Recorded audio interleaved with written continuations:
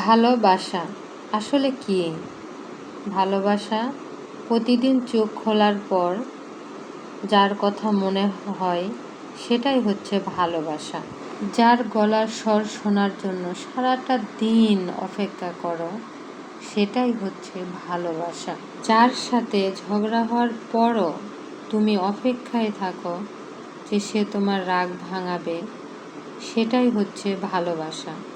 দুনিয়ার মানুষের ভিড়ে যখন তুমি সেই একটা মানুষের জন্য অপেক্ষা করো সেটাই হচ্ছে ভালোবাসা। বলে কারো কথা ভেবে যখন তোমার মুখের মধ্যে একটা হাসি ফুটে উঠবে সেটাইকেই বলে ভালোবাসা। আসলে ভালোবাসাটা কি অদ্ভুত না?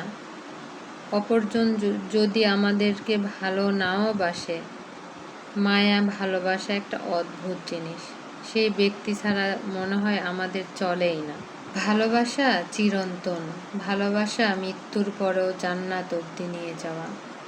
ভালোবাসা একটা অদ্ভুত নেশা, যে লোকের প্রতি হয় না, একটা অদ্ভুত নেশা। সে যতই খারাপ হোক তারপরেও তার প্রতি একটা মায়া ভালোবাসা সৃষ্টি হয়। ভালোবাসায় শব্দটাই কেমন জানি একটা ভালোবাসা মায়া লুকিয়ে আছে না? তাই তো তোমায় এত ভালোবাসি আমার প্রবাসী স্বামী। তোমার জন্য আমার সকল ভালোবাসা উৎসর্গ। আসসালামু আলাইকুম, আমি রোকসানা পারভেজ। এই তো রান্না করতে করতে গল্প করতে করতে রান্না করলাম আর কি।